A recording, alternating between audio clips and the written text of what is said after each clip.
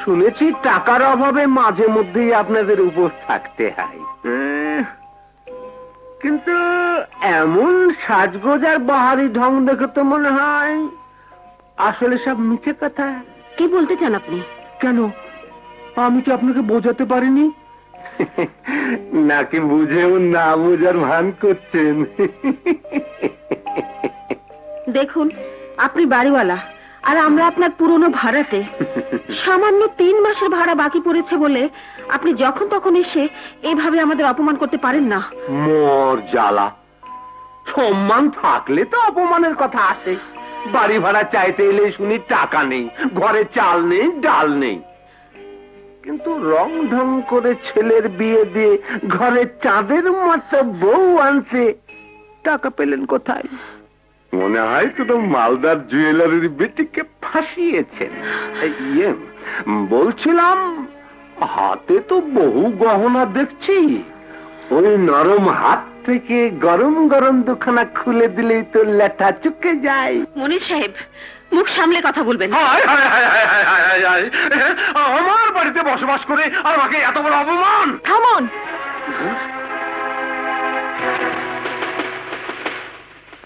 এই নিন, আশা করি এতে আপনার বকেয়া পরিশোধ হয়ে আরো 2 মাসের ভাড়া অগ্রিম হয়ে যাবে।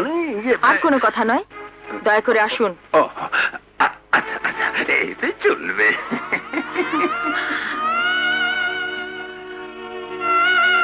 এ তুমি কি করলে আলো? বাড়িওয়ালার কাছে আমাকে ছোট করে দিলে। আমি তো কোনো অন্যায় করিনি, কর্তব্য পালন করেছি মাত্র। আর তার জন্য তোমার বাবার দেওয়া গহনা দিয়ে দিলে? কাজটা তুমি মোটেই ভালো করনি। নারীর সবচেয়ে বড় অলংকার হলো তার স্বামী। স্বামীর কাছে অলংকার তো অতি তুচ্ছ। সেই স্বামীর সম্মান রক্ষার জন্য শুধু অলংকার কেন, নিজের জীবনও হাসি মুখে বিলিয়ে দিতে পারি। এসো, ঘরে এসো।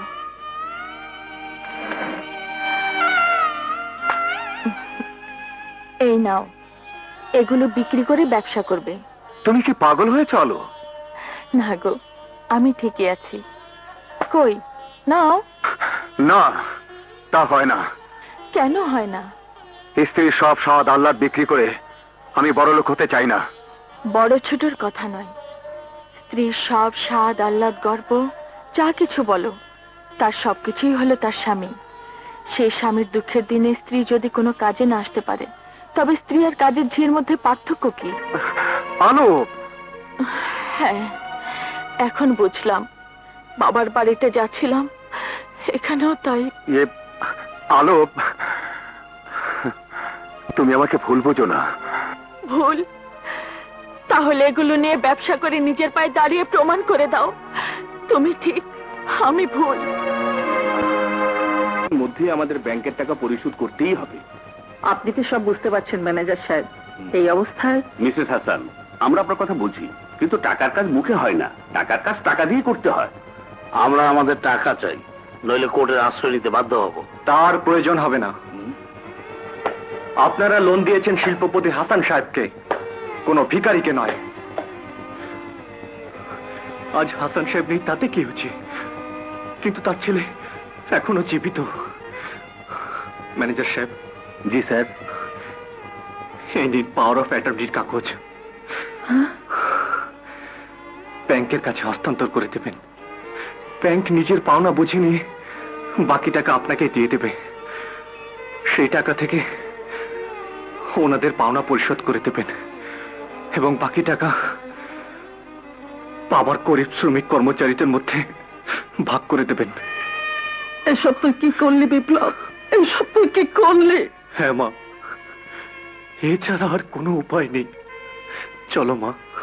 বিপ্লব, লোকটা চলে যাওয়ার সাথে সাথে আমাদের সবকিছু শেষ হয়ে গেল বাবা, সবকিছু শেষ হয়ে গেল।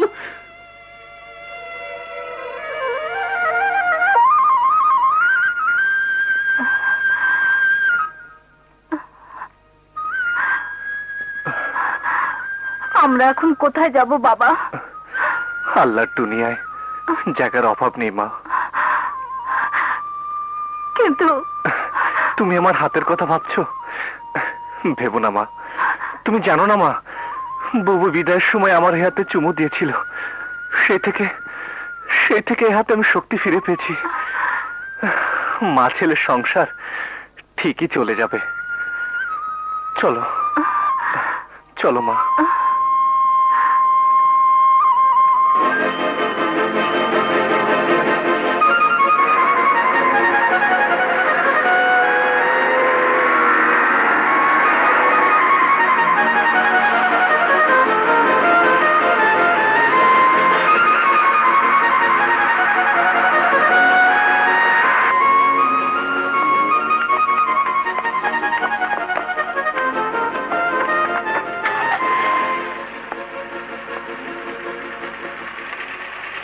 কি বলে তকদির? তকদিরের ওপর দোষ চাপিয়ে বাড়ি ছেড়ে দিয়ে নিরুদ্দেশ হওয়া যায় না। সহায় সম্পদ ছেড়ে বস্তিতে উঠলেই নিজের পরিচয় গোপন করা যায় না। ভুল করছো হেলেন। সহায় সম্পত্তি আমার কোনোদিনই ছিল না, এখনো নেই। ছিল আমার বাবার, আর সন্তান হিসাবে তার ঋণ পরিশোধ করা ছিল আমার দায়িত্ব। তাই বলে বস্তিতে থাকবে?